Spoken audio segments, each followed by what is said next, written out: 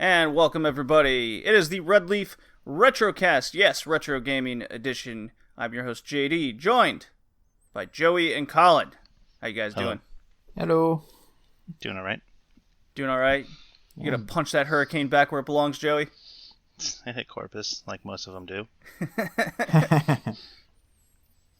It's been a pretty good 2 weeks. A lot of nice games to talk about today. Our theme is, Joey, it's your pick. What was your theme of choice today for this episode 73 here? Animal Protagonist. Very nice theme. I quite like this. Thinking outside the box on that one. Wouldn't you agree, Colin? Yeah, for sure. I mean, sure, games with animal protagonists were pretty common back in the 80s and 90s, but it's interesting to just kind of select them specifically and talk about what made them great or not so great. Oh, what made some more well-known than others. Oh, man. So you might be wondering, oh, man, there's a voice missing for the podcast. Well, that would be Kevin. He is off doing personal things for a while. We knew this day was coming. He's getting married. He needs to make the monies to pay for the being married thing. He's looking to buy a house kind of thing. So life's getting in the way. We hope to get him back for at least his theme picks in the future. How far that future might be remains to be seen. Hopefully he doesn't pull a Josh on us and we never see from him again. Unacceptable. But that's unacceptable. He's if I can do it with a broken arm, he can come with a packed schedule. That's right. You don't think Colin deserves to be on the IR right now? No, we're putting him in anyways, coach. Yeah, as an update to those who don't know, my turns out there is a small fracture in my arm after my visit to the clinic, but it's quite minor to the point that it doesn't need a cast. I just need to avoid heavy lifting for the next 4 weeks. And thank fuck, my cast was itching like crazy near the end. But I do usually how it goes. I do, however, have a huge bruise on my elbow that traces halfway up my upper arm, so just along the tricep. A great excuse to be lazy. I'm sorry, my arm's hurting. I gotta sit this out. Yeah. Sorry, JD, I wasn't able to play your shitty 3DO game. My arm. I only got one arm, and I wasn't wasting it on that game. Oh man. Yeah, so super fun. If that wasn't a cue to what we will be talking about, there's two things that we haven't covered a lot of in 2020, and that's N64 games and 3DO games. You can pretty much guess what direction I went.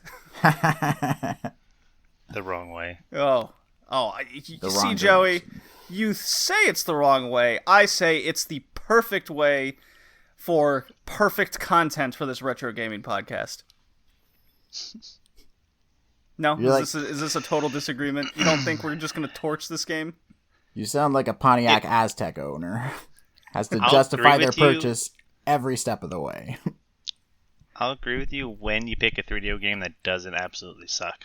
Oh, okay. Well, that might never come. Who knows? That system is filled with the most bizarre things imaginable. It is so unique.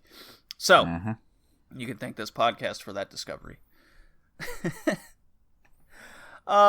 We've got games we've been playing a little bit, talking a little bit of about the Sexbox conference that happened. Oh, do I have opinions on that? And then our theme of 5 games. 5 games, yes. By the way, we're still in the general voice chat and not in the podcast recording. Just if someone pops in, it'll be entertaining. It'll be a surprise. It'll be a surprise for the podcast.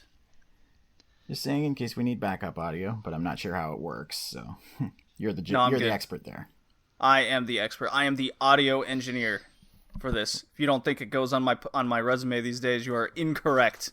Been doing this long enough where at least I have the it's not like putting Excel on your on your resume, but public speaking, this does count as etc. So, Colin, with your busted arm, what games have you been playing other than not the 3DO game we'll be talking about later? Well, Mainly podcast games, but I've also been delving into Hollow Knight as of late. Just I as part really of got to get back to that game. Just inspired by playing our Metroidvania cast. And I'm still really enjoying it. I got a bit stuck at one point before finding out I need to go back to the fungal wastes area, and then everything went fairly smooth from there. The boss fights are pretty challenging, but not quite Dark Souls hard.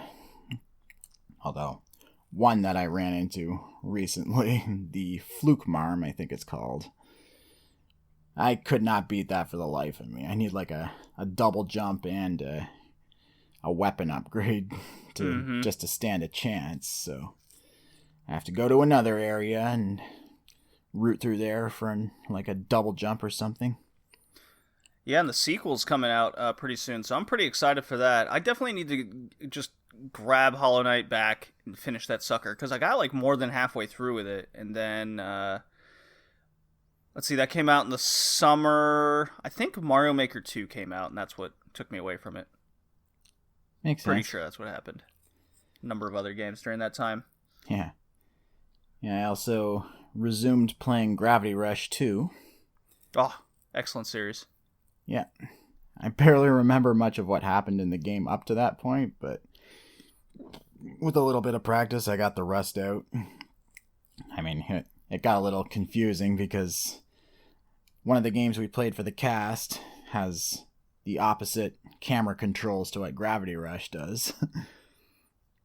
So it got a little weird there, but oh, I think I know what game you're talking about.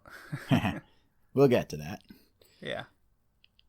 And one thing I noticed is, like Yahtzee said in his review of the game, it feels like two games in one, because at the midway point, after you go to another area, it feels like a whole new story just started up right there.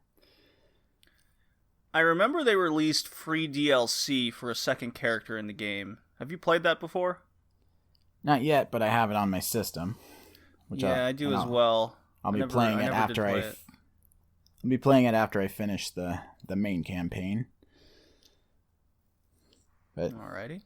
Aside from that, no real other games, although I finally started watching The Mandalorian.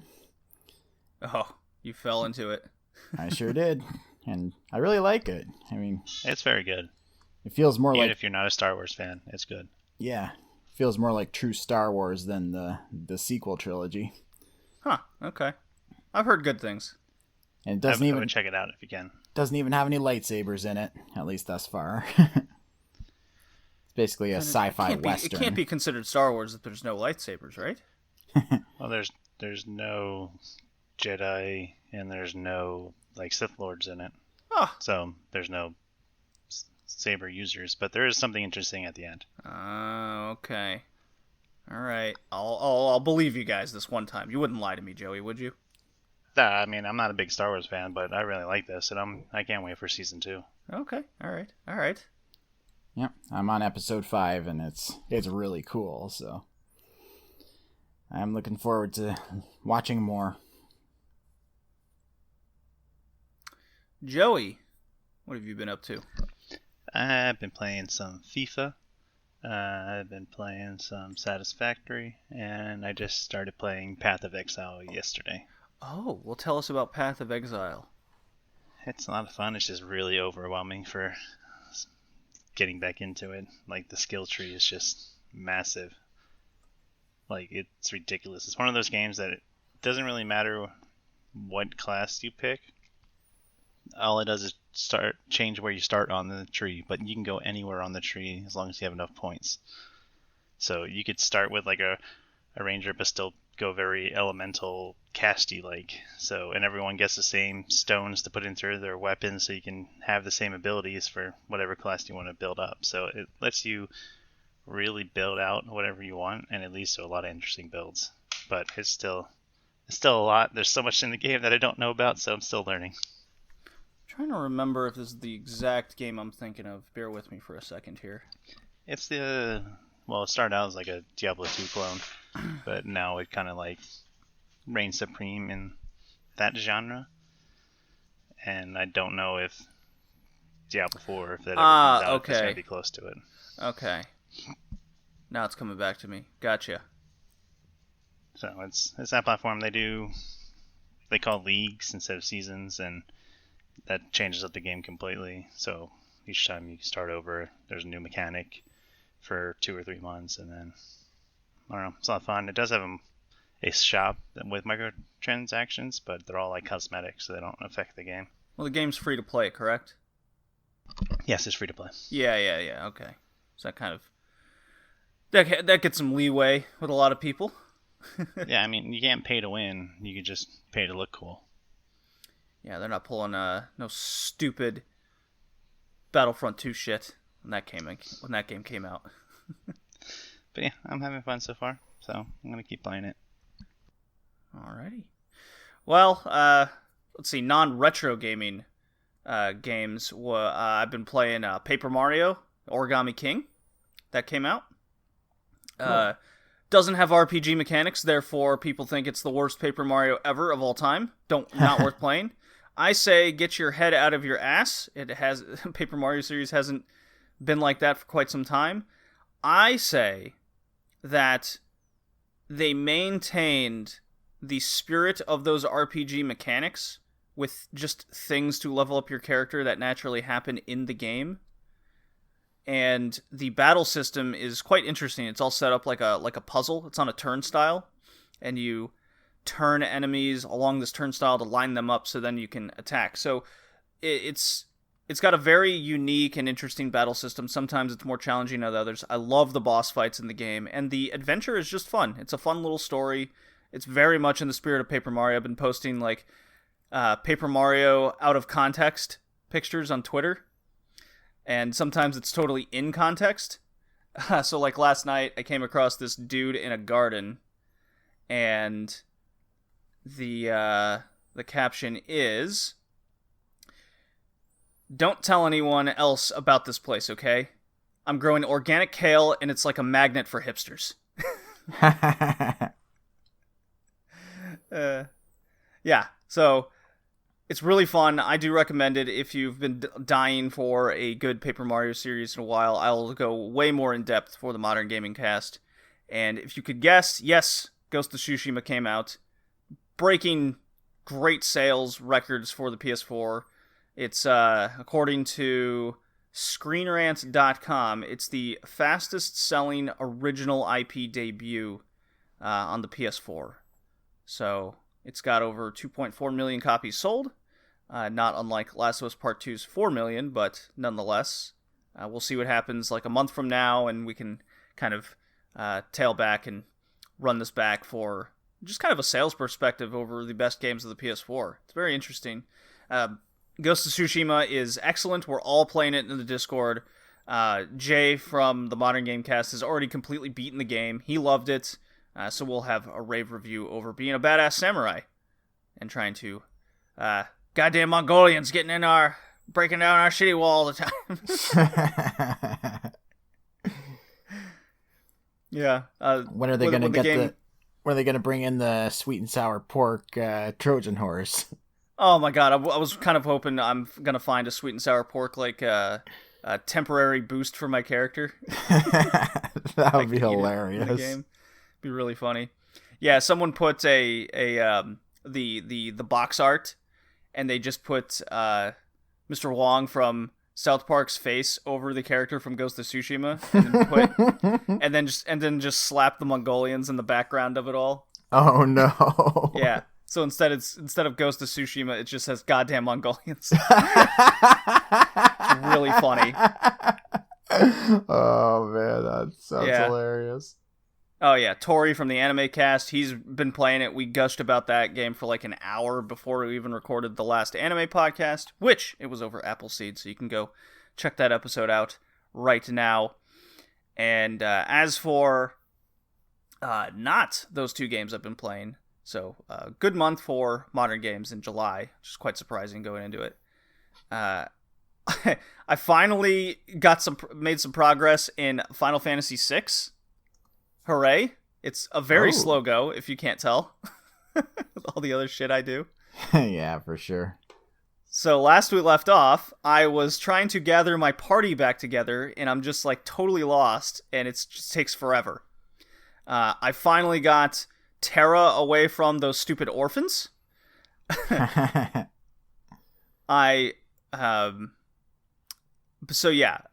was kind of the last character I needed.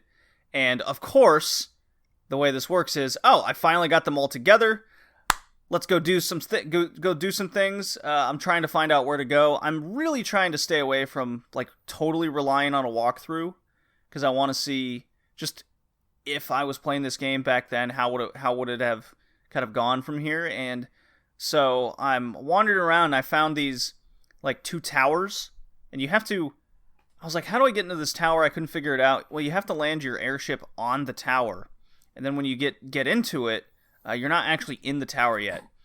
You talk to this dude, and he's like, "Oh, it's $1 billion to get into this fucking thing."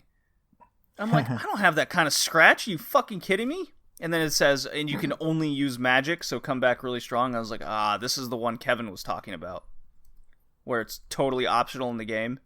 Oh no. Yeah, so, I couldn't afford to go in anyway, so it didn't matter in that sense. So, I eventually did find out where I needed to go just from talking to people in town of this cliffside area. So I landed in this little space that I just kind of find in the world. I did have to look up exactly where I needed to land and go. So, unfortunately, that's just the way the cookie crumbles sometimes. Land in, and of course, gotta split the party up. I'm like, fuck, I just got them back together. The band just got back together, guys. It's not fair. It's not fair.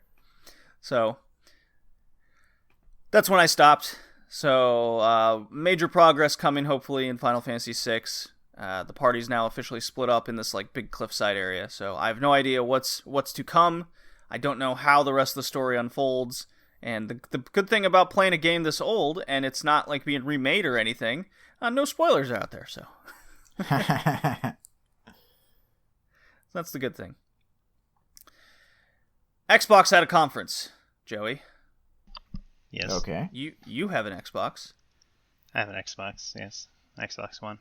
Yeah, and you will be happy to know that like every game coming out will be able to be played on your Xbox One. Not all of them, but I mean, it's the same thing that PlayStation do with their tier laps, so I don't see how it's any different. Some games are coming out PS5 exclusive. I thought they required any game to come out had to come out PS4 as well. No, it's the other way around. Any game that's coming out on the PS4 has to be on the PS5. See, but I don't think Xbox is going. I think they're trying to get out of the console game. It sure seems that way. They will not have a console exclusive for the first 2 years of the console minimum. And There's this is one for... of the games that's exclusive. It's a time exclusive. I forget which one it was. Yeah, they have a lot of timed console exclusives they mentioned in their little conference there. They went through a list of like 30 games. Not a lot of gameplay was shown for a lot of these, which was a big criticism, again, of it all. The biggest criticism besides the very confusing name conventions that they're going for. So get a load of this, Colin, Joey. There is the Xbox One X, the Xbox One X, or S, there's the Xbox One, and then there's the Xbox Series X, and they're coming out with an Xbox Series S as well. Oh my gosh. So anything with the word like series Nintendo in it is, it's like Nintendo with their 3DS models. So if Nintendo doesn't care if they're confusing people with the new 3DS and, that being the actual name of it, then why should Xbox care? They both can be wrong. They both can be wrong and stupid. Absolutely. So basically anything with the series in it, my understanding, that's the next gen console. So poor grandma and grandpa trying to buy anything for their children are going to have a field day with that one. Well, hopefully Xbox Ones aren't on sale anymore when this comes out. My understanding is Xbox is now discontinuing further Xbox S and X models, and it's just going to be the series models that are coming out new. So at least there's that going for it. The other big criticism, unfortunately for Xbox, was the conference started immediately with Halo Infinite. Okay? They're really one true exclusive title for Xbox. And say what you will, PC is PC. It's always been there. If a game comes out on it, a game comes out on it. If we're talking strictly console games, okay, whether it's not going to be on Nintendo, it's not also going to be on PlayStation. Halo Infinite's their heavy hitter. They came out with it first, and Joey, I know you read about all the reveals. Colin, I don't think you watched this conference at all, correct? Nope, I didn't even know it was happening. So, Halo Infinite was very underwhelming. It felt like last gen, and we're talking like late Xbox 360. I'm sure like draw distance and all that. The way it was presented felt like it was a very much older game. It lacked a lot of the punch and drive for people to go, I gotta get an Xbox kind of thing. So take how they revealed State of Decay 3. It was a short-end trailer, but it made you pop. It made you go, oh shit, I can't wait to play that. It had a cool little jump scare kind of moment at the end. Halo Infinite, their big thing was, now you have a grappling hook. And we always make the joke, best game ever, game of the year, automatic. It's in contention because grappling hook, right? We always make that joke. And that seems to be what Halo Infinite is striving towards with their big new thing, is now you have a grappling hook. I think they're trying to be Doom Eternal at this point. Colin, I'm glad you brought that up, because when I was watching this trailer and the lack of, say, music, the kick-ass music that Doom has, and the lack of just kind of the enemies just coming at you in left, right, up, down, like crazy high-energy fashion, Halo Infinite lacked all of that. There was no real music you could hear. There was no real pop to the enemies coming at you. It just looked like regular Halo, and now you have a grappling hook. It was so underwhelming. And I was tweeting out all my thoughts on my Twitter at BowlingJD during all this time, and a few people came, and they're just like, you're watching the Xbox conference, aren't you? I was like, yeah, who gave that away? They're like, so disappointing. And these are from Xbox fans. Oh, yeah? Yes. They were there's a couple things people are looking forward to. I think State of Decay 3, a lot of people seem to be hyped for. I'm more on the side of caution because of what we've gotten out of the first two State of Decays, where they're kind of buggy messes, to be honest, and they don't come out in the best fashion. They don't have the best release record. And then by the time the game kind of gets its shit together, they've already lost their big audience for whom is playing it and who's not.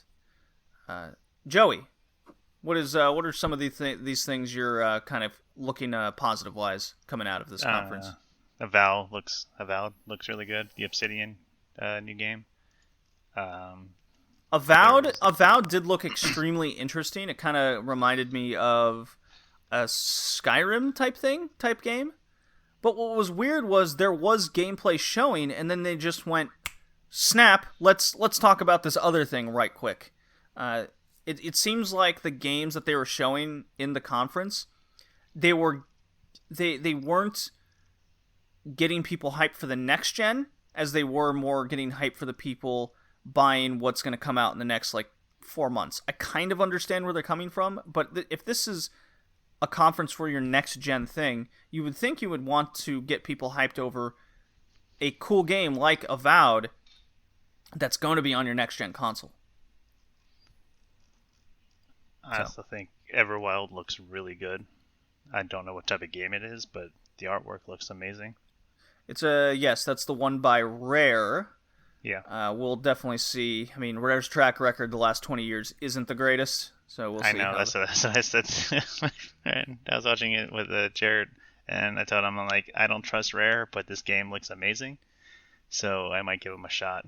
Yeah, we'll definitely see. I'm on the fence about that. I'm like, it's Rare. I don't know, guys. And then I liked Stalker 2. That looks interesting. What is Stalker? Because I'm not familiar with this franchise. A lot of people seem to be pretty hyped for this one. It came out 2007 with, I guess, an expansion 2008 and then another expansion 2010. So it hasn't been a game in 10 years in this franchise. Mm-hmm. And it looks like it's a first-person shooter horror set in Chernobyl. So it looks, and I don't know, I'm interested in it. I'm probably going to buy it when it comes out. Okay. Well, they more or less said that all of these games that they went through at the conference is going to be on Game Pass. Yeah. Not really clear if that also includes PC or not. Yeah, a lot of them are coming out PC as well. I Okay. mean, most of these are going to be on Steam. Oh wow! All right. Well, that works. I mean, I get Game Pass every now and again. It seems like once every 4 to 6 months, I'll get Game Pass for a month, play what I want, and then that's good for me. Whether that's the $5 or the, I hope I don't have to go to the $15 tier. That seems to be more of the console way, because they tend to lock out some games from the PC version of Game Pass. And then the gunk looks pretty interesting too. Yeah, it looks like a weird one. Wonder what's going on. It's by Image and Form, whomever that is. I'm really hyped for The Medium. That game looks absolutely sick. That's a limited time console exclusive. How long that is? A year, 6 months, 3 months? It kind of feels like we're back in the old console war of Sega Nintendo days, where all these companies had limited time exclusives. I believe Earthworm Jim was on that list originally. It was like a 2-month head start on Sega over Nintendo or something. I could be mistaken, but that's kind of what this has reminded me of all these limited console exclusive times. Yeah, Medium does look pretty interesting. Yeah, it looks absolutely sick. By Bloober Team. I believe Bloober Team. I forget what games they've made before. I should look this up really quick. Game, The Medium. It looks like it's not exactly Xbox exclusive as well. It's going to be on Steam. Yes, it's going to be on everything. It's only a time for PlayStation 5. It won't be on there right away. Bloober Team is... Layers of Fear people. So, Layers of Fear, Blair Witch 2019 was a piece of shit. So, hopefully it's not like Blair Witch, and it's more like something interesting such as Observer and Layers of Fear. So, they got a kind of 50-50 track record on games. But this looks next-gen kind of game, so their previous ones were not next-gen at all. They weren't even current-gen. Might have 4K gameplay. Maybe. So, people are kind of disappointed in Xbox and what they showed, just kind of from a original IP standpoint. They got State of Decay, Forza, Halo, Gears will probably come. So we'll definitely see on the forefront what they have to offer maybe 2 years from now. And Fable was going to be that game that they revealed first. A big teaser. Yes, we are making Fable. So we'll see how that turns out. Yeah, see, that one I'm interested in, but I'll see how it goes, because some of the Fable games weren't so good. Some of them are really good. I remember 1 and 2 a lot of people loved, and then 3 was so ill-received that they just kind of never made one again after that. This is Peter Molyneux's last chance to redeem himself. Right. So, that's the Xbox conference. I'm getting a PS5, that's no secret. Joey, you're a PC guy, so you have no real reason to get the next gen Xbox. No, but I like the way that Xbox is going, because I think non-exclusive, just a streaming setup that you can upgrade, so you don't have to buy a whole new console. I think that might be the way of the future. It's very possible. You can definitely see what direction Xbox wants to go, whether that's good or bad from a kind of a console gaming perspective is up to the player. It's definitely a good bang for your buck. There's no disputing that. Like $5 to $15 a month, and you play all these games. Do enough games come out for you to continue to have a monthly subscription? I still pay for mine, so. Yeah, I just pay, again, once every 4 to 6 months, it seems. So, that's that. I will play Well, Colin, do you have any thoughts? Or shall we kick to it? Chrono Cross. Crossfire? Chrono Cross. Oh, Chrono Cross. All right. I had the Ratchet and Clank Going Commando theme queued up, but I'll get Chrono Cross for you, Colin.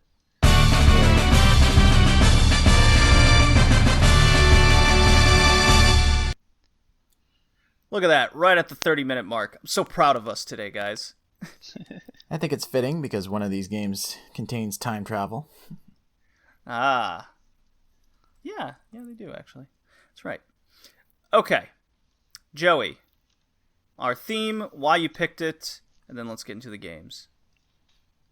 I don't know. I thought that it let us have a large variety of games to choose, because animal protagonists could be part of anything, which we have a lot of different type of games that we have going on here.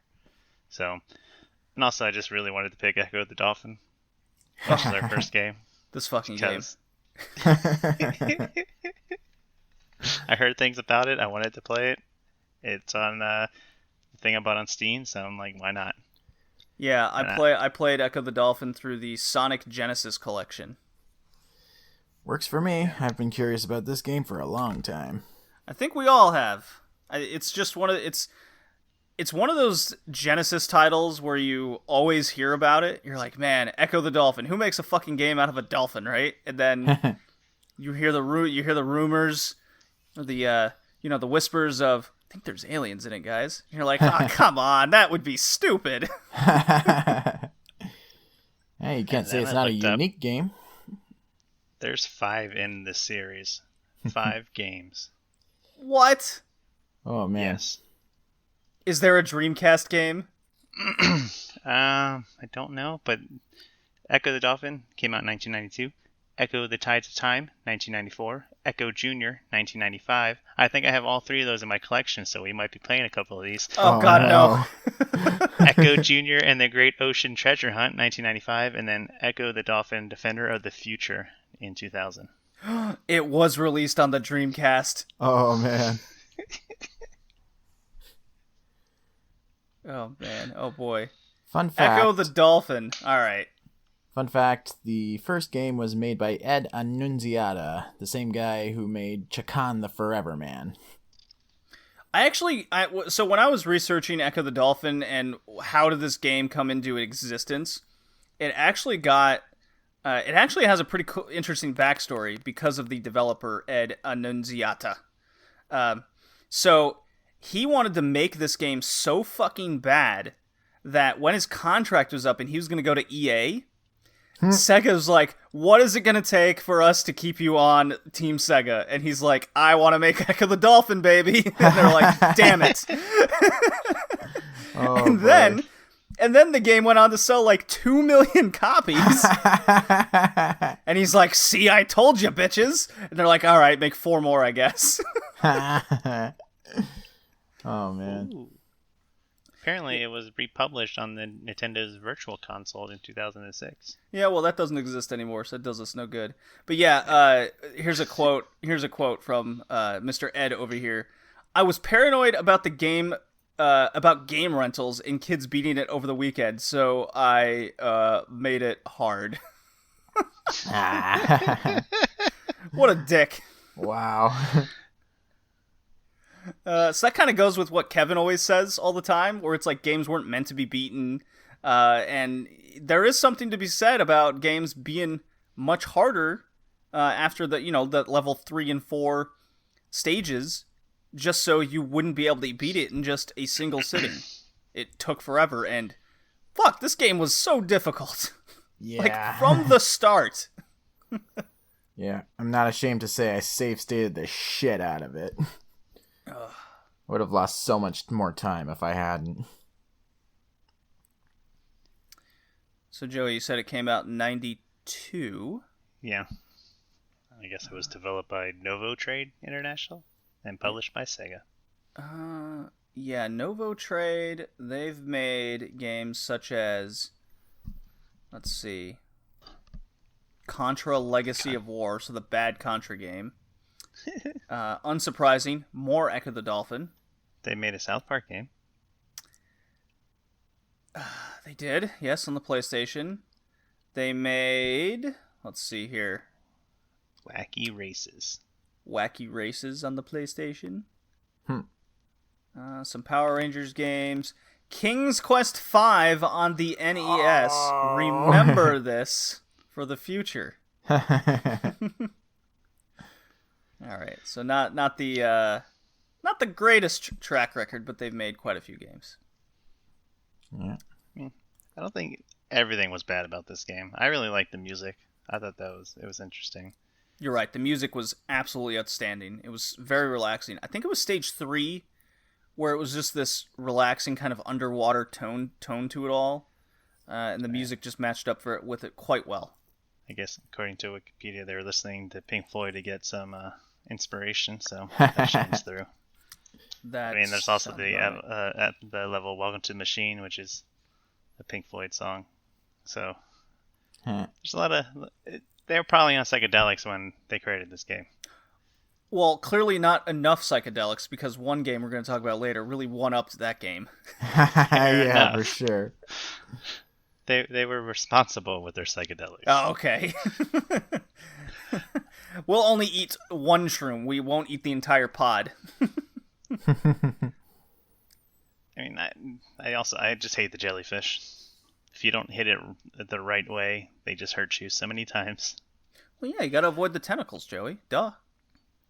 Yeah, but when you nose boop them, sometimes it works, sometimes it doesn't. I'm sorry, when you what now? Nose boop. Okay. And what is nose booping in this game? Is it like Chris when Statlander in AEW? It's that turbo boost, and you just ram things with your nose. Real dolphins do that when they're fighting off sharks. Yes, you can actually fight sharks in this game, too. And manta rays. And aliens. I saw a killer whale, but I jumped over it and then it disappeared, so I don't know if it was supposed to attack me or not. No, I don't think any of the killer whales are supposed to attack you. I just hid at the bottom because I didn't want to take a chance. You just have to talk to them by singing to them. But this game is so interesting. Yeah. It's very, very unique. Yeah. Yeah, that's the main unique mechanic of this game is the sing ability. You just fire out a little squeak, dolphin squeak in the form of a sound wave, and then Sonar, Colin. Yes. That's the word you're looking for. Nope. Echolocation. If you want to get technical. Nope, it's dolphin sing. It's dolphin sing. Don't get your Dolphin fancy sing biology. and nose boop. Don't get your fancy biology and science terms here. It's nose boop and singing. It's a game about dolphin and aliens. We don't need technicalities. Yeah, for sure. And time travel. Did you guys play with the ever so frequent cheat codes in this game? Nah, I just save stated. Okay. So the cheat codes, there are aplenty. There are fun level select codes where you can just skip levels at will. There's infinite air, infinite health, the classic, you know. There's so things like that. There's quite a lot of cheat codes to make your experience much easier and much more relaxing. Yeah. I'm not saying I totally resorted to that, but I might have gotten to that point. I won't admit to anything though. You won't confirm or deny anything. I will not do. I would not do such a thing. I have a reputation to uphold of this podcast. You didn't choose this game to beat it? I did not choose this game to beat it. You didn't choose it at all. I didn't choose it at all. This game was really fucking hard. That stupid octopus in like the second level. I'm like, how do I get past this thing? Am I even supposed to? And I got to the point where I was convinced I don't think I'm supposed to go that way. I'm looking for like maybe a bigger nose boop ability where I can just blast through this thing's tentacle. As it turns out, you just go really slow. And it's very sensitive. The other dolphins will tell you that if you talk to them by singing. Well, they're dicks, and I could never really get the echolocation to get to them correctly the right way. I don't recall talking to another dolphin where it told me about the octopus. You just have to hit the sonar button once. That's how you talk to all the animals. I must have missed that particular dolphin that would tell me such useful information. I guess so. They all look the same. All right. Yeah, they do all look the same. We need some with like bandanas, maybe some spear wounds in its fins, something. Shark bites. Yeah, need some individuality in this Ecco the Dolphin game. Yeah. Yeah, I remember way back when playing this at Blockbuster, or maybe it was the sequel, but I didn't know at all how to proceed. So I think I was stuck at like one of those big jewel glyph thingies that blocks you if you didn't touch another one that gives you like a little sound wave thing, and then if you've got the right one, then you can sing to the jewel and it'll just knock out of the way. But I didn't know how to work that way back when. It's not the most intuitive start to this game at all. No, that is true. When you have to jump out of the water to high enough for the aliens to steal all the fish. Like, I was just swimming around for a little bit. I was like, what the hell am I supposed to do? Now the other dolphins will say, "Can you jump higher than me?" And then that's where you go from there. And you cause aliens. You jump too high. Yep, and then big ol' tornado of sea life getting sucked into the sky. But you don't, which is weird. They're Even really though into you're right next to it. They're really into the marine biology terms in this game. Pod mates, your pod needs you. They were really into the word pod. Yeah. Yeah. Although they called the blue whale the Big Blue, so They did. But they also know about Atlantis. Well, obviously, if you're not going to play a game about dolphins with aliens stealing all the sea life, if you're not going to Atlantis. Yeah, and there's especially. I didn't get to this part, but I have read that when you get to Atlantis, there's a time machine there. Yep, that's the idea. You travel back into the past to get sucked up into the vortex with the rest of your pod, and then that's how you infiltrate the alien ship and then fight the queen alien to get her to vomit your pod back up. Whoa, back up. Hold on. How long did I have to continue playing to first off use a time machine? Sounds ridiculous. Well, it's past use a time machine. How many levels would I have had to play? Well, you'd have to at least get to the point where you talk to a giant string of DNA. And then I feel like we're missing pertinent information. Well, that's about the halfway point of the game for me. And okay. All right. So I was probably 3 or 4 levels off still. All right. Most likely. But I don't blame you for not getting that far, because if you don't have save states, you're gonna have a bad time. No, I mean, I might be motivated to just go back and fully just use infinite life and air, because my God, you just lose air so fast. It's very frustrating. Yeah. The life they did put in a mechanic where you can eat other fish to gain back life, but it's very minuscule. You don't really notice it that you're doing it right away. You can also sing to the clams. They can help out. Oh, is that what they do? I thought they just give you a little bit of air. Some give air. Some spit out a little bit of food that you can grab. Oh, okay. See, all these little things. One of the clams I saw did that. I missed it, so I didn't get the food, but whatever.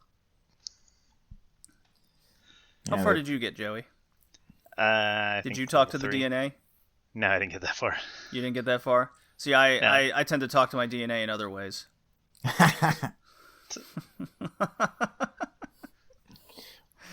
Bow chicka wow wow. Yeah, exactly. Ecco the Dolphin's not involved. I'm not nose booping much. I don't think many people are, unless they're living with somebody. At least nowadays. Hey, we're in a pandemic. I can see Joey like playing this game, and then he just gets his jokes involved. He's like, "Hey, woman." I won't say her name on the air, but hey, woman. I want to nose boop you tonight. Talk to your DNA. I can't even say it without laughing. I want to nose boop your jellyfish. Oh no. I'm gonna be dolphin singing tonight, boys. No, turn the light off. I want to sing to find you. Oh no. Oh god. All right. So Colin, take us through. You talk to the DNA. Yes. You get to the alien ship. You said the mother. Is it Mother Brain? Like, what alien are we looking at here? The Vortex Queen, because apparently the alien race is called the Vortex. Okay, that's a cool name. I like it. Yep. I only got to like the point where you talk to the DNA. I just read the rest of the plot on Wikipedia. Oh, boo. I didn't have time, man. Boo. Oh my god. All right, Joey, I think we're going to have to play another Ecco the Dolphin now. Oh yeah. Don't worry. I'll choose one of them at some point. Oh, I hope it's the Dreamcast one. Like, skip to the very last one. I might do Junior. That sounds like a Game Gear one immediately. Yeah. That's probably just a re-release of this one. Let me see Probably. here. I'm looking this up.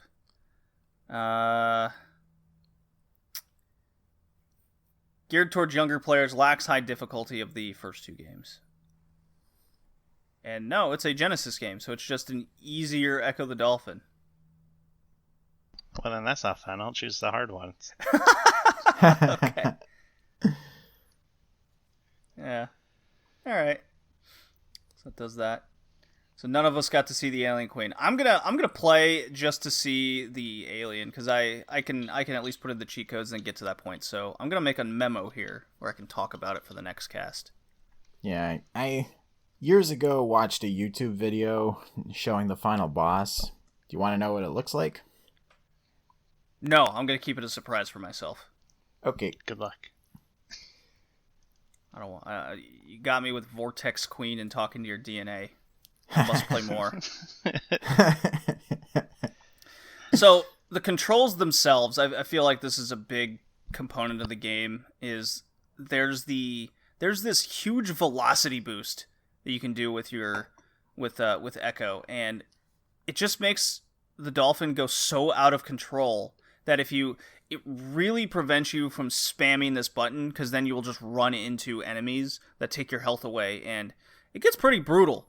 So you find, at least I found myself, guys, really taking it slow throughout the levels, but then because of the air situation. So if you don't know, dolphins are mammals. They need air to breathe, even though that they can stay underwater for longer periods of time. There's your biology lesson of the day. Yes, science is involved in this game, Joey, despite the alien threat. So yeah, I found myself really feeling like I had to take the levels slow, but then the air situation came into play and it made me go faster, and I think that attributed a lot to the difficulty as well. Did you guys feel like the controls were kind of part of this high difficulty level that the game has? They're sometimes hard to get the right angle when you have to jump out of the water. Yeah. Yeah, and sometimes you have to like go into like a downstream current. I remember one time I was having a really hard time, because you're supposed to jump out of the water while fighting like a downward current, but I couldn't figure out how to do it for the life of me until I looked up a couple of guides, and one of them said you gotta hammer on the C and B buttons, and up to that point in the game I hadn't used the C button at all, and it turns out that's like an extra speed boost without the nose boop. So yes, and you can do a cool combination of that. If you do the speed and the turbo, you can constantly jump out of the water and just speed across the map. Yeah, and you can do a flip in the process. And I didn't figure out until reading a guide that that's what I had to do with like that specific downward current area. But once I got past that, it made a lot more sense. Still frustrating though. Still frustrating. Didn't Ecco the Dolphin ever come out on the Sega Saturn? I think so. These are important things I need to discover here. The Great Ocean Treasure Hunt doesn't even have a Wikipedia article. Ha! This is devastating, because Echo Jr. was Genesis. Echo Jr. and the Great Ocean Hunt. Watch it just be another Genesis title. Or a 32X title or some shit. Let's see. Looking it up. Maybe it was a Japan It was only on the release? Sega Pico. Oh, yeah, everyone had the Sega Pico. Never even heard of this thing. Me neither. What the fuck is this thing? So the Sega Pico was this like child game learning contraption. Oh no. Yeah, educational console, I believe is the term. Ah, yeah. Yeah, so no Sega Saturn. Ecco the Dolphin for us. I think we all can just put our heads down and be sad. Yeah. My life isn't worth living anymore. Although some of these games were re-released for the Sega CD and the Master System. Huh. That's going backwards, if I do say so myself. Probably in Brazil. That's usually how that works. Yeah, okay. That's what I was thinking. I pass Ecco the Dolphin. It's super weird. It's super bizarre. It's challenging, but I mostly pass it because its use of the password system and its infinite continues. Ah, yeah. So once it's almost like a trial of attrition, of you just figuring out where you need to go and how fast you can do it, and then you just keep going from there. So if if there was one game I just didn't love so much, I would have definitely played this one more. I'm going to play it more, and I'm going to get back to you guys in the next podcast about this whole talking to DNA situation that's not my own. I'm past this game too, even though it's really hard. It was still fun.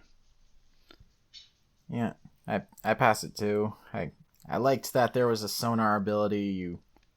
You fire out a sound wave, but hold down the button, and then the wave will come back to you, and you get like a map of the area. And I did not know that. That would make things easier. I didn't know it's that very either. It's very helpful. It'll also God damn show it. it'll also show like enemy locations.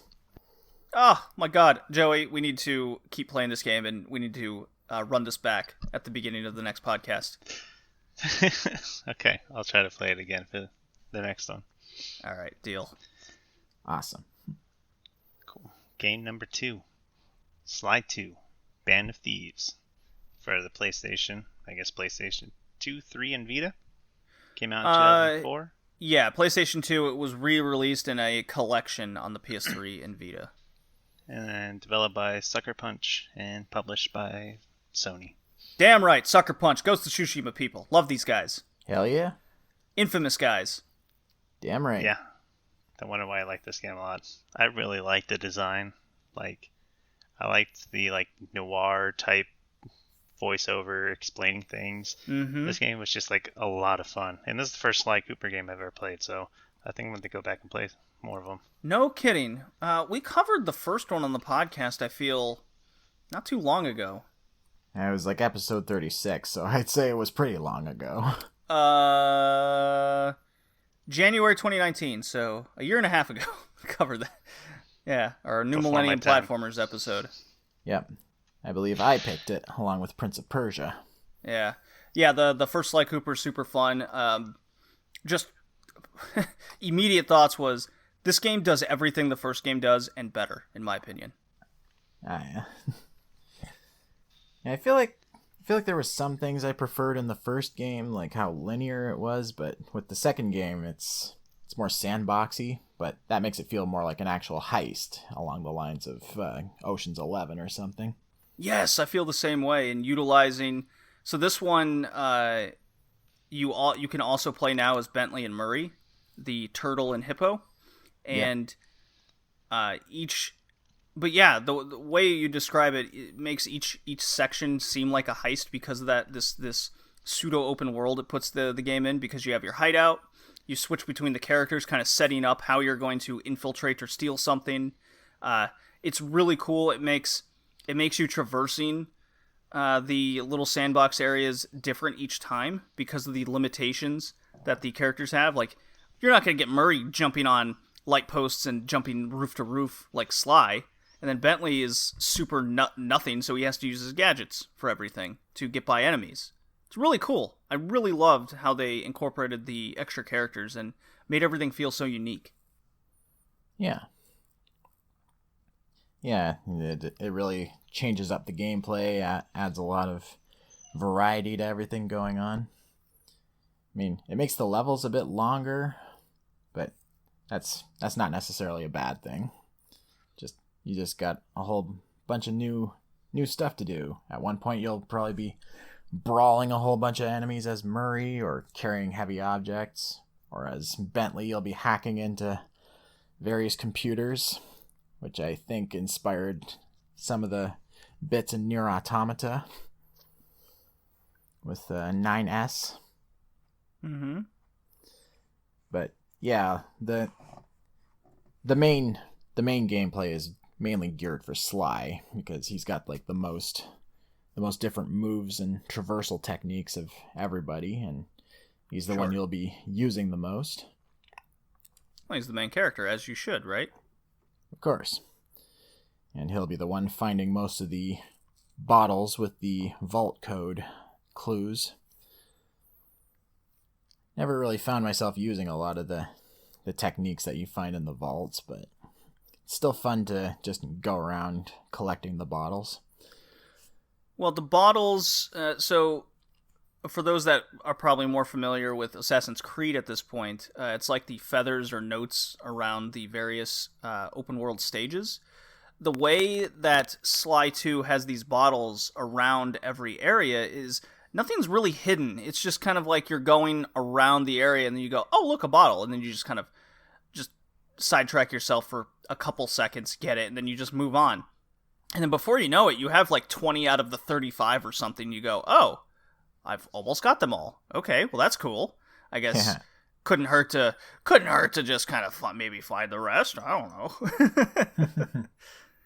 Yeah, so it's very cool. It really encourages you to kind of find those little things and utilize your different skills to get to those areas. And it's what I really liked was the fact that you can find like random artwork and stuff, and then adds just a nice little mini game of you trying to get back to your hideout without taking damage. So then you could sell your stolen thing and then get money and then the money comes in where you can unlock new skills and new gadgets or whatnot for your characters. So there is a point to collecting coins, collecting this artwork, collecting these bottles. It's all great encouragement to just getting more skills for the game and making your life easier as you head into it. If you don't want to do that, that's perfectly fine. Just a little more difficult if you don't have those skills, but the game is kind of just it's a good pick up and play, enjoy the adventure kind of game. Joey, this was your game. We're kind of we're hijacking your game here. No, you guys are just saying everything good about it. Like this, I don't know, it's a lot of fun. I think I'm gonna go back and play it some more. I'm gonna try to beat it. Although I looked into speedruns and it takes them about 5 hours, so I'm expecting it to be a long game.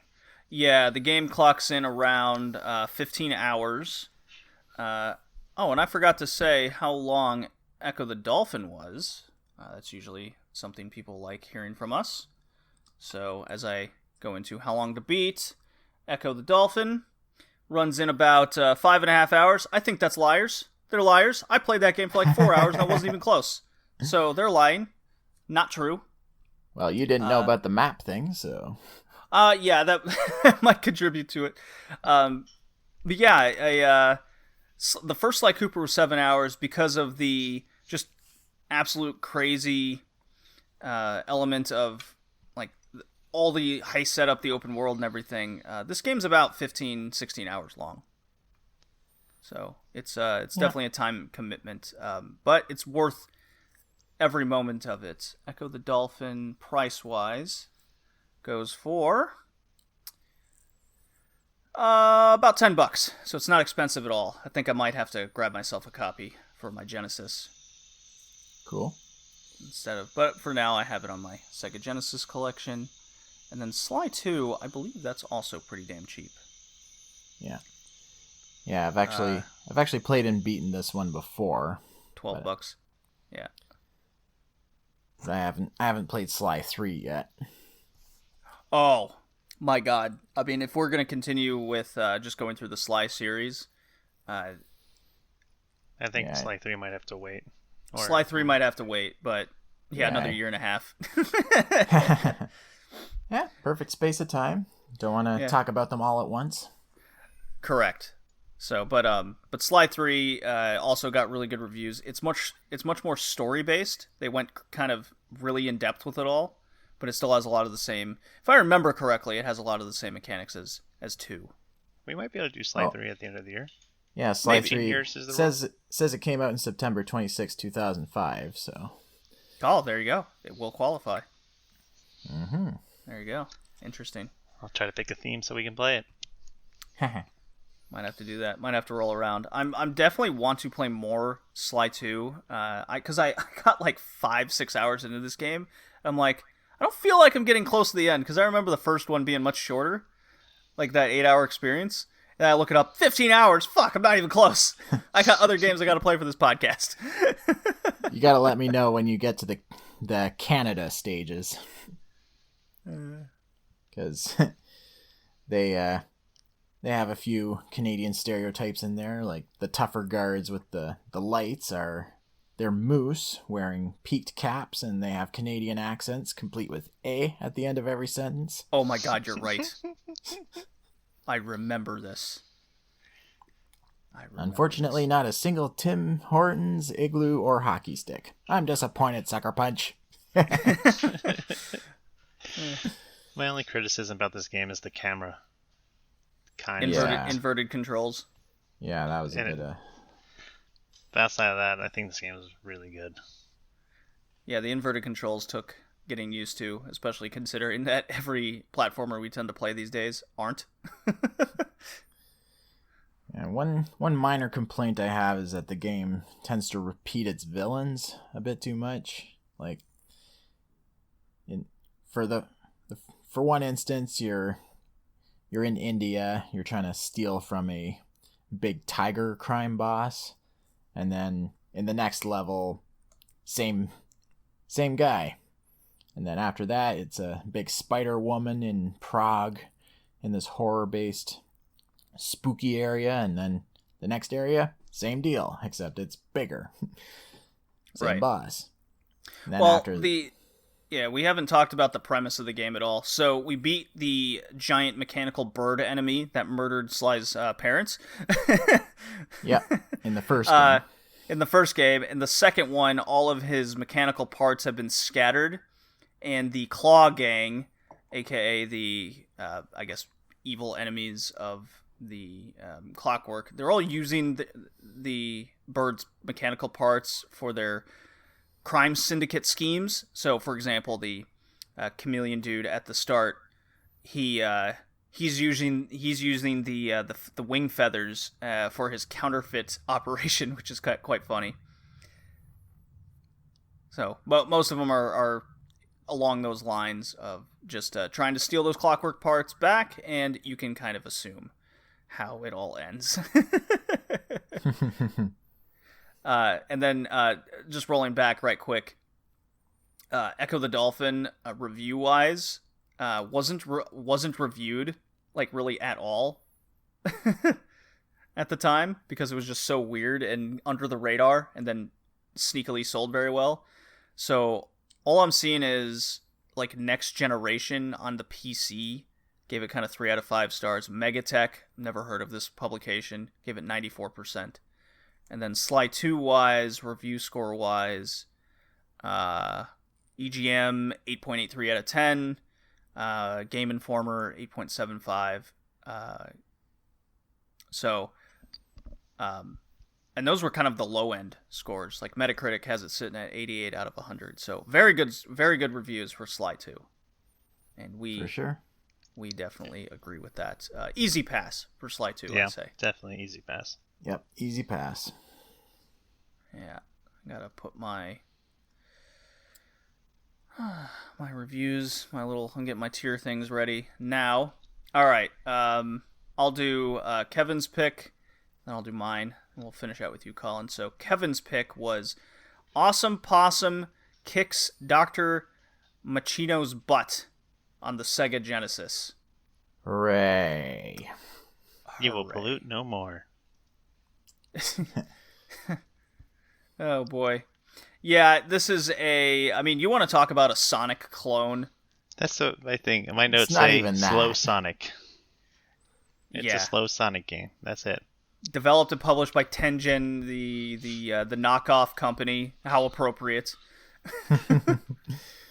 Released November 25th, 1993, December 25th, 93 in Japan.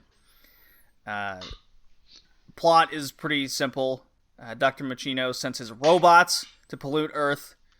So even in the plot, it's a knockoff of Sonic in a weird way. Endangers wildlife, aided by Killer Bee and Rad Rhino. Awesome Possum sets out to destroy robots, put a stop to the mad scientists, and save the world. You go through, I believe it's 13 levels. I got through 3 of them before I absolutely had enough of this game. It is way long ago, one of our still best downloaded episode, our Missed Mascots episode, we kind of talked about Arrow the Acrobat and missed mascots. Awesome Possum is definitely in that line of, we want to create a new mascot for our little company, whether it's for a console or our developer, in this case Tengen, wanted Awesome Possum to be theirs. And as Joey, you said, it's just a snail's pace, slow Sega game, and it's even got spin dashes and everything. The levels are very much kind of in that knockoff Sonic spirit of it all. It really is a dumbed down version of everything you love about Sonic, and then it's just not as fun. Yep. And as soon as I saw that recycling logo on the title screen, I knew we were in for an edutainment game, and I was not disappointed.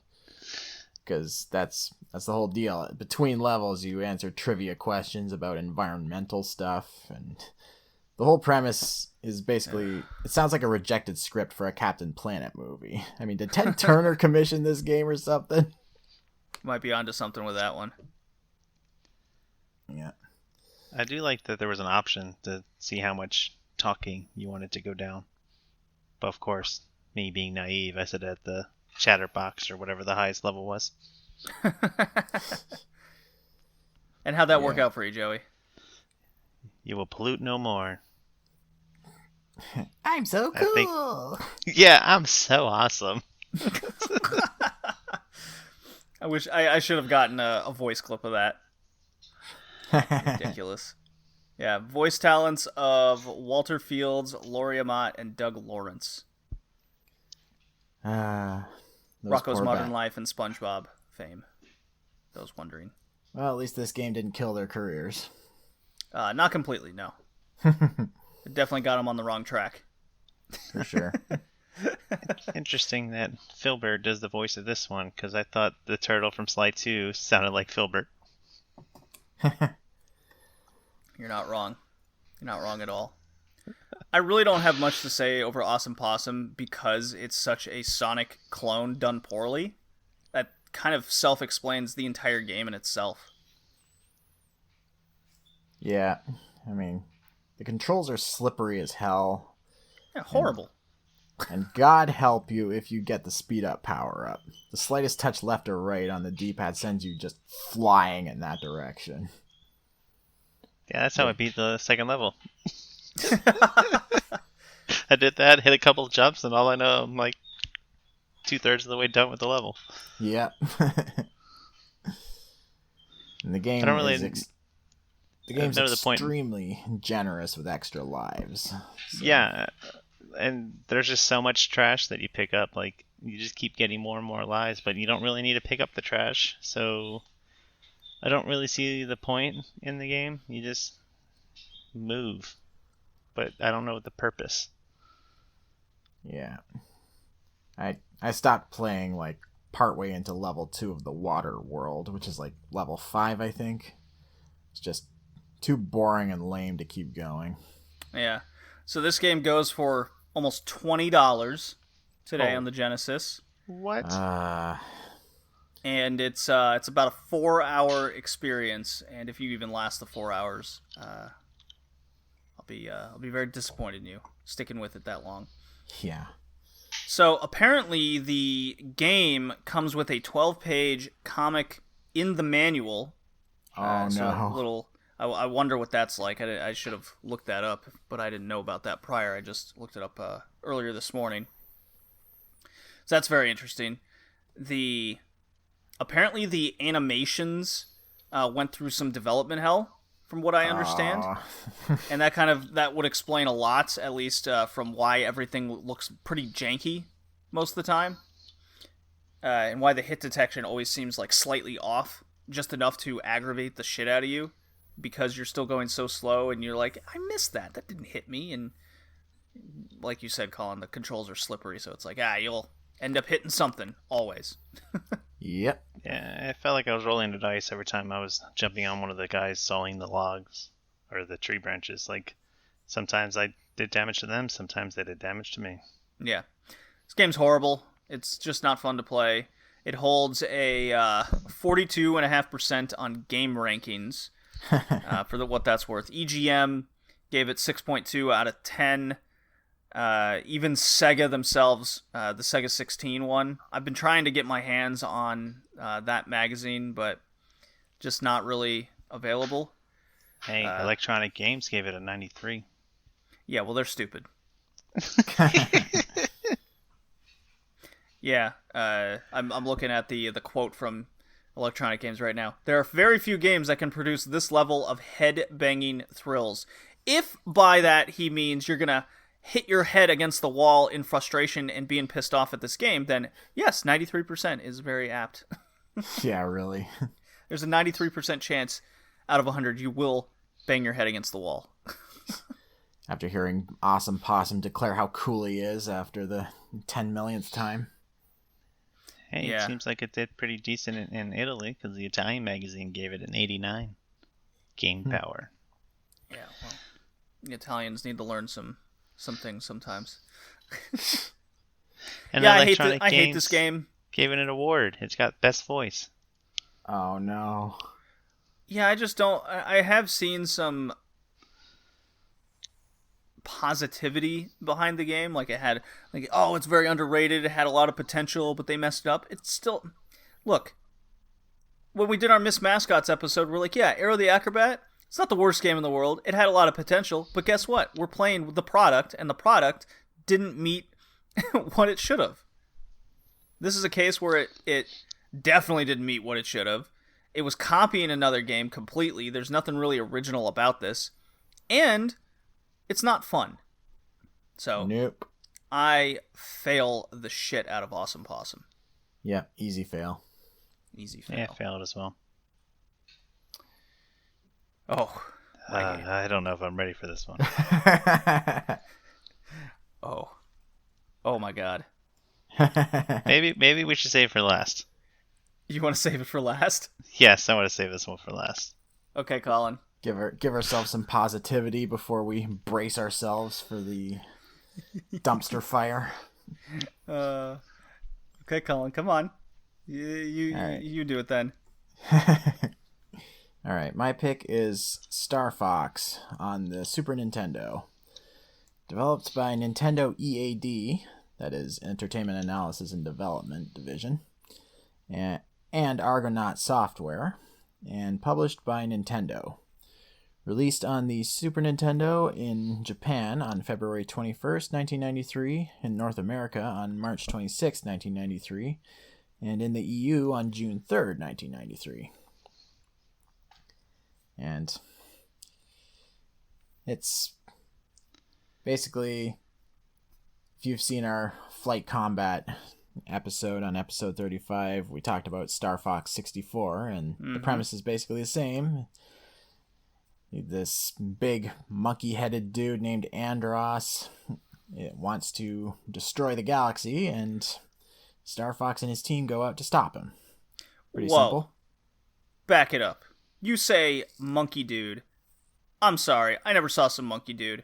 I saw a picture of a monkey dude hiding behind a 3D polygonal, like, Phantom of the Opera mask, and then he was in a cube, like something out of the Superman movie, okay? There was no monkey. Well, there is if you get a game over. Well, I mean, I'm so good. I never got a game over. Are you kidding me? I mean, come on.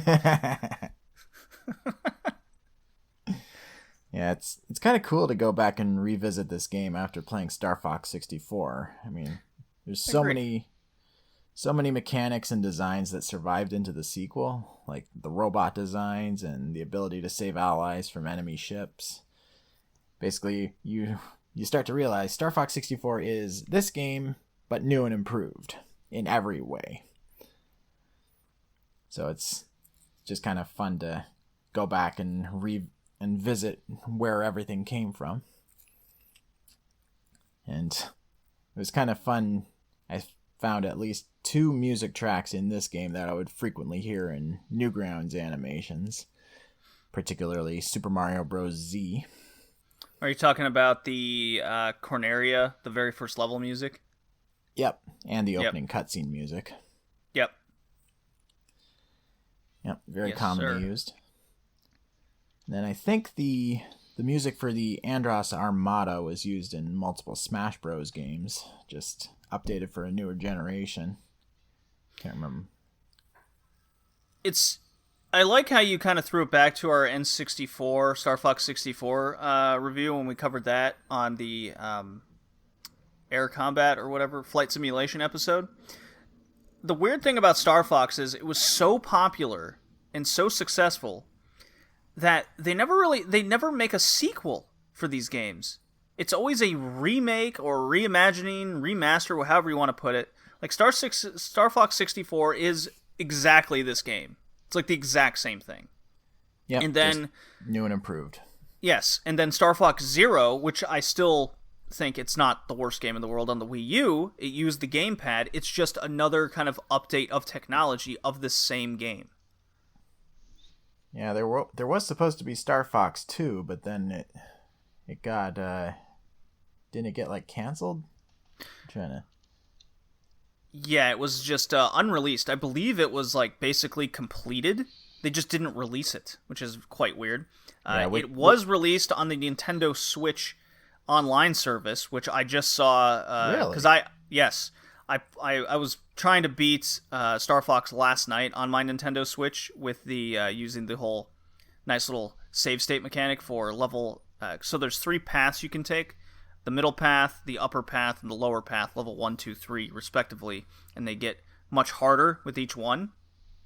I was trying to beat level 2, and when I booted it up, I saw Star Fox 2 in the little SNES online store there, and I'm like, what? Yeah, according to Wikipedia, it says Star Fox 2 was completed and planned for release in mid-1995, but was canceled over fears it would appear graphically inferior compared to new 32-bit consoles from competitors. Yeah, there you go. Well, that's so it was a complete game. I'm going to have to get myself like a repro copy of this for my SNES, and we can run this back at some point. Yeah, for sure. I mean, if you can get like Xenocrisis on an actual Genesis cartridge, what's impossible? Yeah, right. No kidding. Right. So I beat this game, guys. I beat the middle path. I got halfway through the level 2, the upper path. Wasn't able to get past that. How about you guys? I beat level 1 path and level 2 path, but couldn't be bothered to get past Corneria and level 3 path on the bottom. Oh, it kicks the shit out of you, no doubt. For sure. More enemies, they hit harder, more shit falling everywhere. It's just the game gets out of control. Yeah. Slowdowns galore. It's a lot of slowdown, yeah. Yeah. But then again, this game was pushing Super Nintendo's capabilities to the limit. I mean, the first game triangles. Too many triangles in this case. It was the first game to use the Super FX graphics acceleration coprocessor powered by GSU-1. There you go. Ha! How about that? I wrote that entire thing down.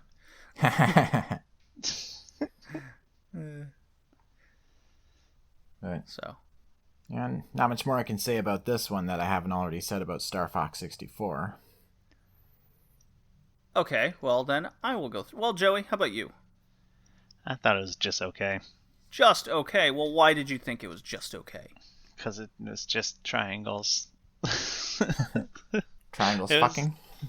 Yeah, it's just, I don't know. It's too basic that, I don't know. And I don't like that as you got further to the sides, it was harder to gauge where you are to try to sneak through some obstacles.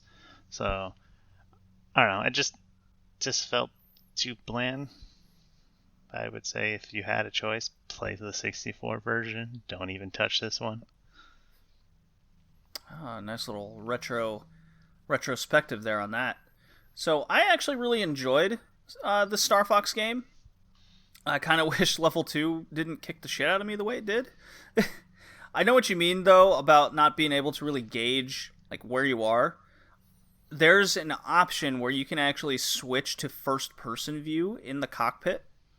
Yeah. And it does that to you. It does that for you automatically when you get to the first asteroid stage.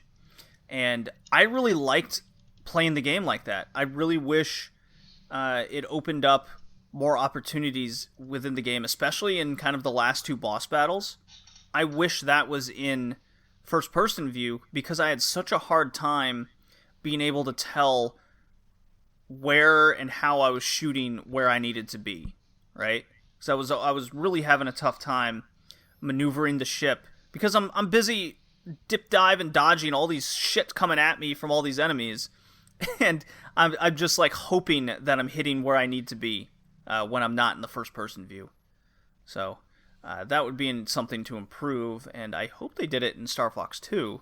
I don't remember being able to go in the first person view in Star Fox 64, or at least I know I didn't try. I think you can. I just can't remember how. Yeah, I'm not sure either. Colin, did you come up to any bosses that pissed the hell out of you?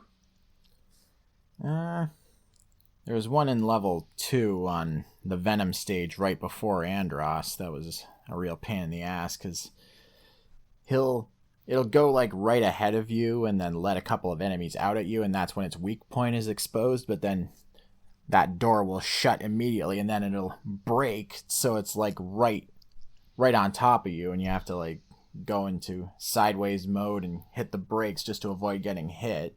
But then it'll follow you, and then you'll get hit, and you just gotta really bank hard to the other side to minimize the damage, and then after like 30 seconds it'll go forward and let more enemies out, and then it was a real pain in the ass.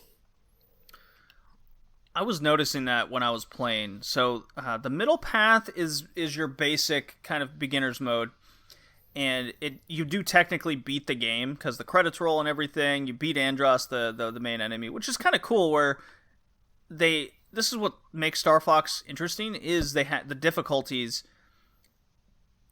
because you can beat the game in like 40-45 minutes, right? Yeah, if you know what you're doing. So what changes exactly is, yes, they're different stages. They're more or less kind of the same. You have Homeworld, then you have Asteroid Belt, then you have Destroy the big ship, and you're going inside it. The difference is from level 1 to level 2, or Path 1 to Path 2, that I'll keep saying that name convention, is Path 1 doesn't utilize a lot of the other controls, like the speed boost and brake, using the R and L button to turn your ship. It's not really a necessity for your Path 1. While once you get to Path 2, it kind of gets you to do that in the at least second to last stage before Andros in Path 1. But Path 2, it really wants you to utilize your boosts, your brake, and starting to turn, because there's things now coming at you from different directions, and you have to figure out when to speed up, when to brake appropriately to avoid these things. So it's really encouraging you to use these other controls that you didn't use before. Not really, anyways. And I can only imagine what Path 3 is like, is just amping that up tenfold. Yeah, it's a wild ride, to say the least. Yeah. So that's a really cool way to utilize the difficulty system in a game. It kind of encourages you to get better at it, and it gets you to want to see if you're good enough for this different path. If there's different bosses and enemies to it all, and I think it does a really good job with that. And they emphasize that in Star Fox 64. That's where it's done right, or even better, I should say. So it is a rail shooter. It's not free roam. For those wondering, it is not sprite based at all. It's all triangles. Yeah. It's all wire animations. It's almost like something from the Vectrex era. So it definitely stands out as being super, super unique. Your only kind of artwork is really the little character arts of your animal buddies and the ships that pop up in the bottom part of the screen for you while they talk to you. That's Peppy, Slippy, and Falco, and they're just there to kind of bother you. They're just like, he's on my tail, and you gotta kind of hopefully shoot them.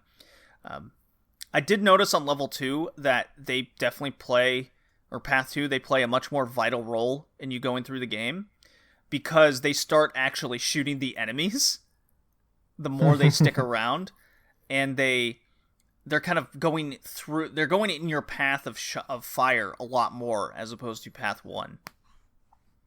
So you can actually hit your friends. So that's kind of annoying. I feel like there's too much shit going on at one time, but I guess that's kind of a make or break of the game exactly. So on one hand it's awesome, on the other hand it's aggravating. So it's kind of hard to gauge how I feel about that completely. So, but yeah, I did beat Andros. He's a dick. I hated the boss before him, where it was. So it's the ship, and it kind of phases left to right, and then it spins, and then like 3 of them go. That was aggravating. I've just found out that spamming the super bomb button was very useful for that one. But the one I had the most trouble with was, and Colin, maybe you can agree with this, it's the boss with that jumps. It's like a grasshopper of something. Oh, yeah.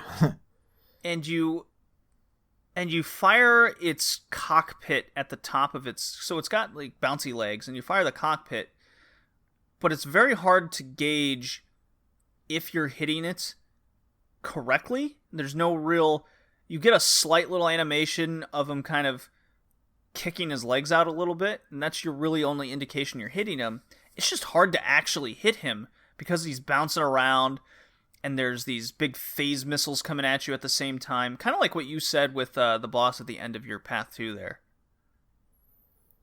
Yeah, it's a real pain. It just does...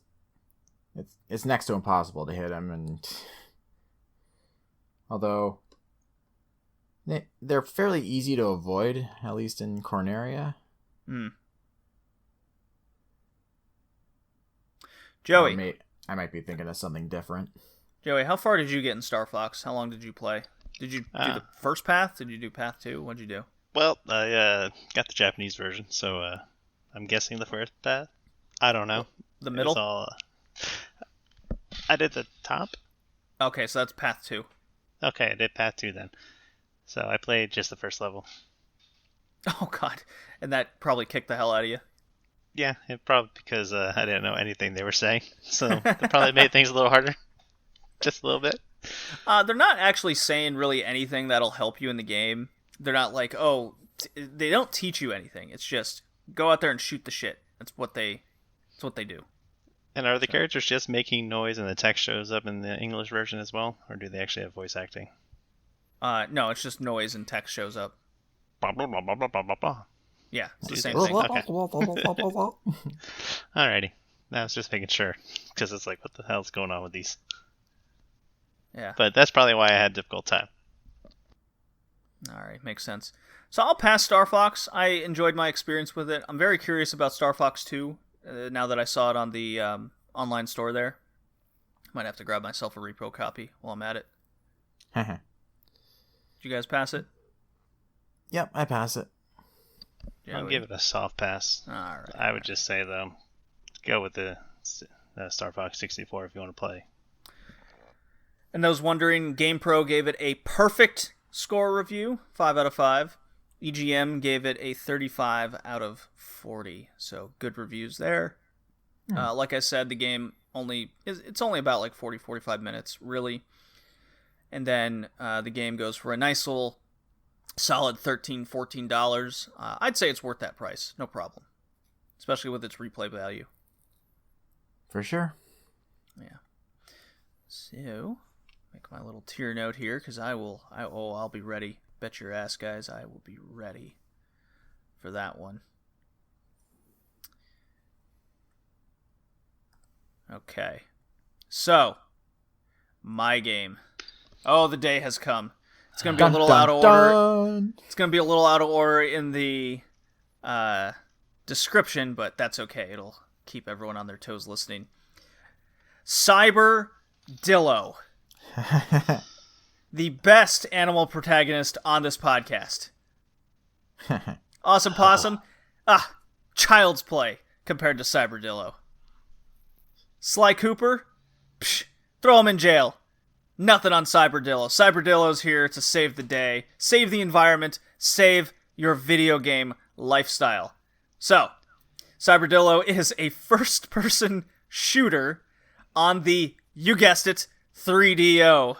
Boo. Everyone's... No, come on! Released in 1996. You take the role of Cyberdillo, an armadillo who was run over by a car and made into a cyborg. It's so cool. A car that was making fart noises when it drove by. Yes, so as you know, everything makes fart noises, because farts are funny. And so it's a first-person shooter where you use a plunger gun, like a plunger you would use on your toilet, therefore toilet humor, haha. Oh, there's more toilet humor than just that. Oh yes. It's glorious. Cyberdillo's goal is to collect items such as platform shoes or bell-bottoms, because, if you didn't guess from our psychedelic reference, this game is like you're taking LSD and shrooms combined in a first-person shooter way, and I am not... I'm probably not saying enough about how crazy psychedelic this game is. Well, yeah. I think the best way to describe this game is, remember that 3D maze screensaver from Windows? Take that, make a game out of it. Exactly what I thought. This is the game.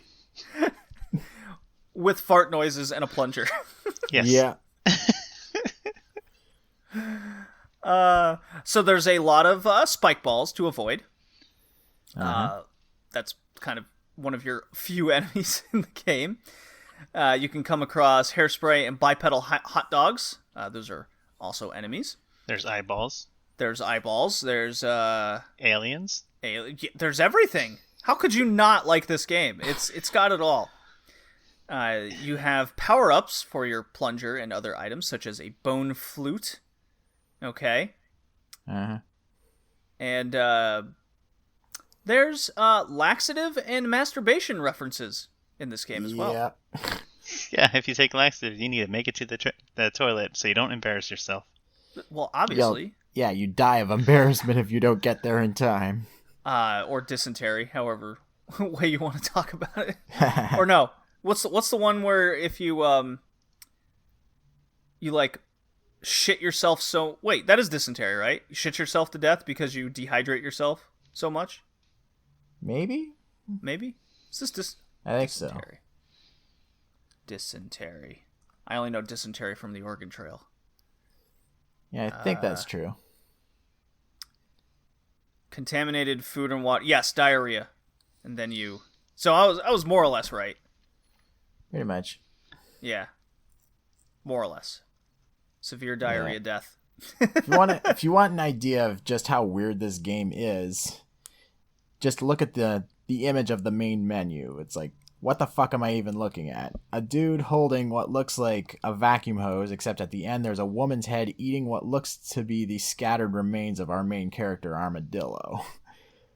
This is seriously some of the weirdest shit I've seen, ever. Oh yeah, when I was researching animal protagonists of the 3DO, this was the only one that really came up. And then when I looked at a short little YouTube video, I go, I have found a gem. And I was not disappointed. This game is atrociously terrible. Oh Like, boy. it is the worst. It is so, like, never you mind that it's hard to look at. It controls like absolute ass. Everything's on this, like, slide rule. Yeah. Like, imagine Doom, where it's horrible to look at, and it's not fun. And plus, every time you pick up health or shields, you hear, "Oh my god, man, give me shields." Well, yeah, it's got to have the awesome Possum soundtrack to it all. And let's not forget all the references. It's like the main theme is a Cotton Eye Joe ripoff. So, you know what this reminded me of all the dialogue going through Cyberdillo here? It was like a horrible version of what we saw in Gex 3, when we covered that. Yeah. And Joey, you're a fan of Video Game Donkey. Mm-hmm. Did you see the one where he made fun of the Gex games? Yeah. Yeah. Yeah, that's what we get out of Cyberdillo here, except not clever. Yeah. Yeah, the references aren't even creative. It's like, for the first few levels, it's between every stage, there's this image of the armadillo in a leisure suit dancing in the way of Saturday Night Fever, and then it has the title, "Shoot that funky plunger, Dillo boy." Yeah, because nothing will drive a mid-90s audience more than making references from the 70s and Yeah, really. poop jokes. And the level after that has between every stage, "I am the Dillo, cuckoo-ca-choo," with some sort of Wizard of Oz type image. Well, the other problem was, so this is a CD-based console. When you think of CD-based consoles, its big edge on the gaming market was its sound.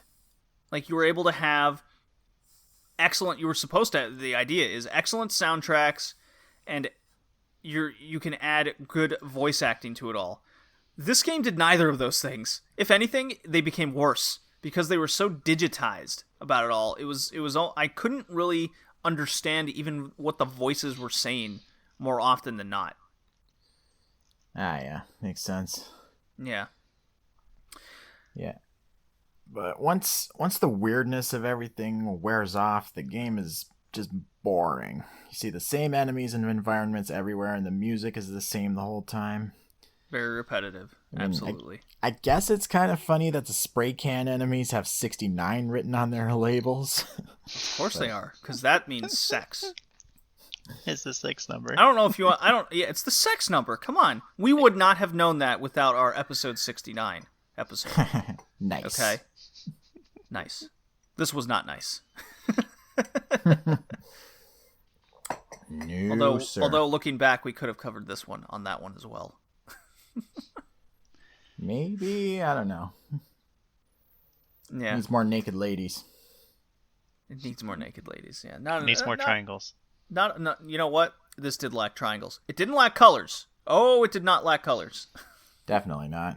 If you would have told me that the developer, I didn't say who this was developed and published by. It's developed by Pixel Technologies and published by Panasonic, the people of the 3DO. So, first off, this game was approved by Panasonic. So keep that in mind. Oh, goody.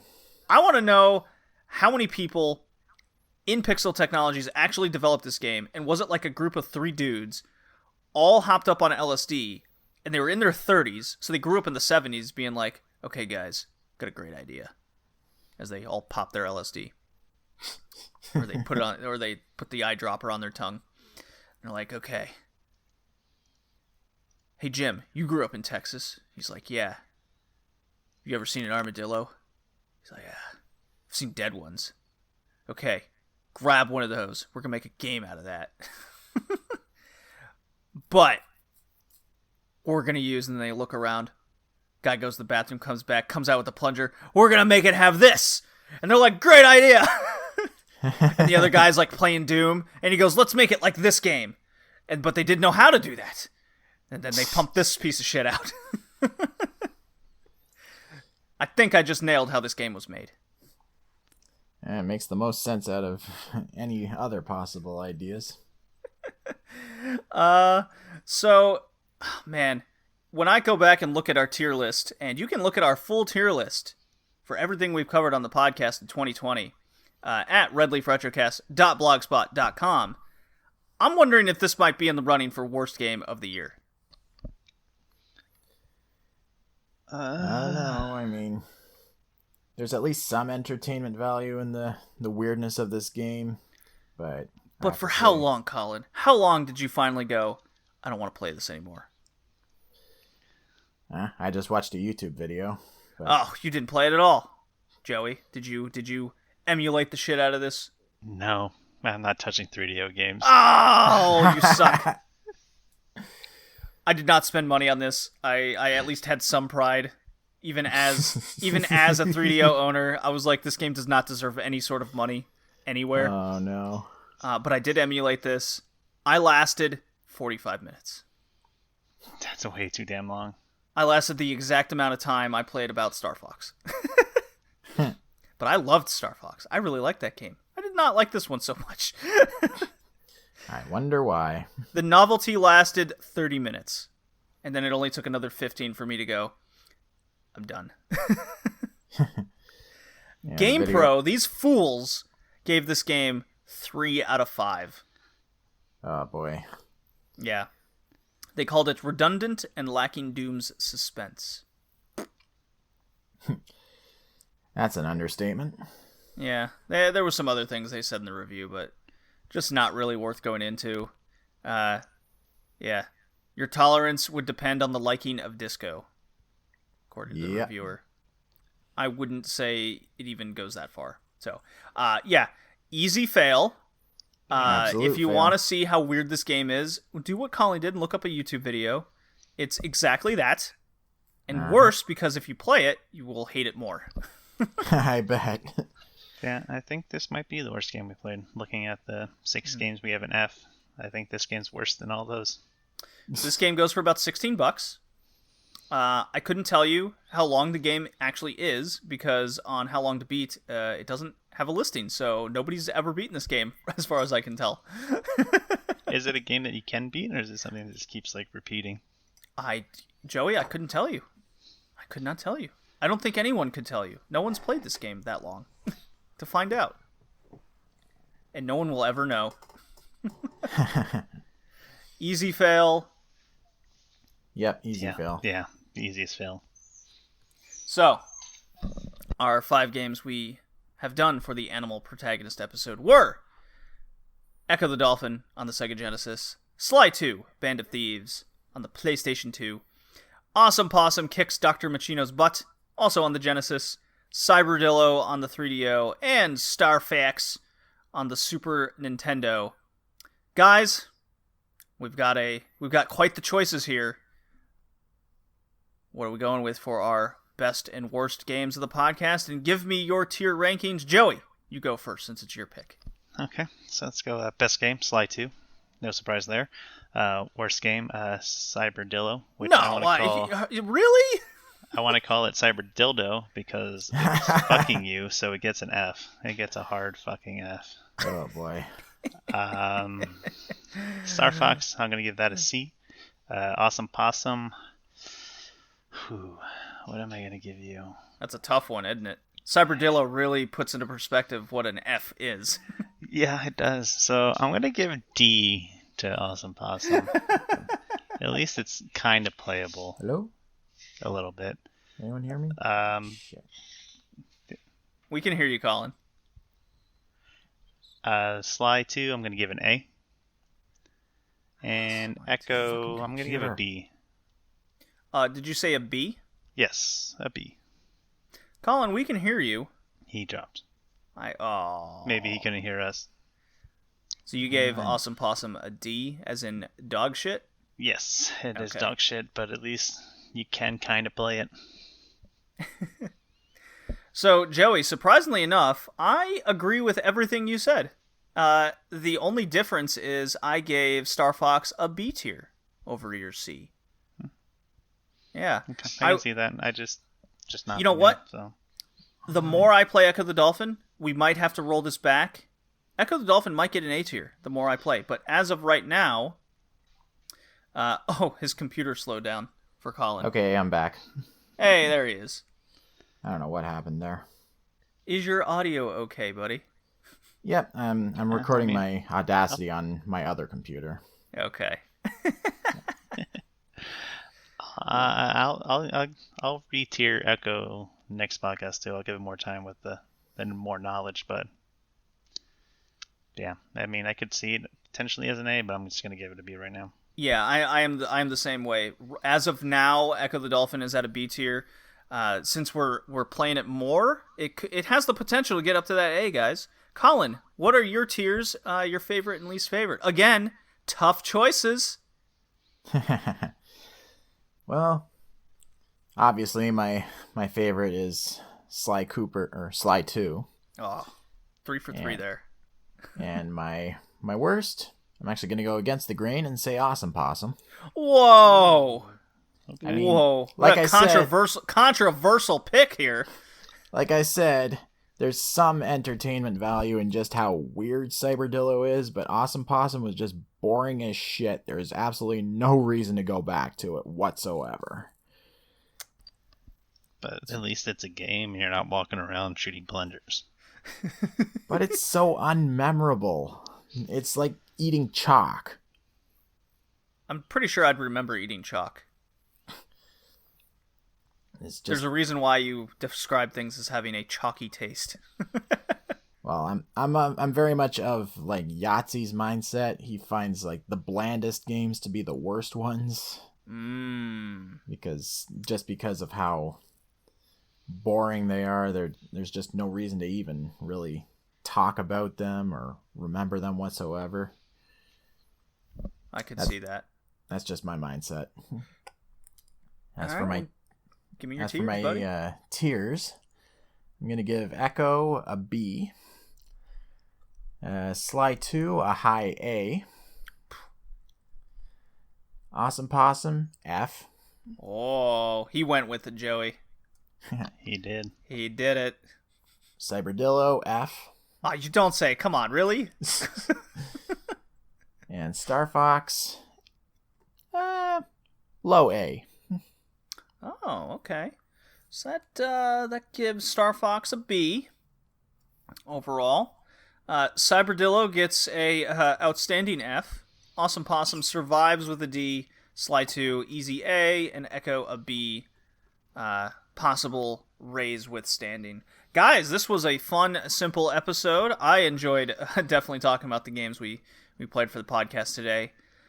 Joey, good theme pick. Very, very happy with it. We could definitely do this again. It's one of those themes we could roll back one more time, for sure. Absolutely. Yeah. Our next theme, Kevin, I don't expect him to be on it. It is his theme pick, being with what his situation is. We hope to have Jay on as a guest. Again, we'll see how that works out. The theme is good parenting, ? Are these parents good? We got 5 games picked for that one. Little hint there. One is Silent Hill, so we'll be playing that. We got a game that we've wanted to play for the podcast for a long time coming up. Colin, I think we know which one we're talking about here. Absolutely. Very excited. This ought to be a good that ought to be a very good cast to talk about. Joey, without saying any more of the games, is there one you've been dying to truly get into and dive into for the next podcast? The one that you've already said. Silent Hill? Yep. Excellent. I've never played Silent Hill in English. I've only played it in German.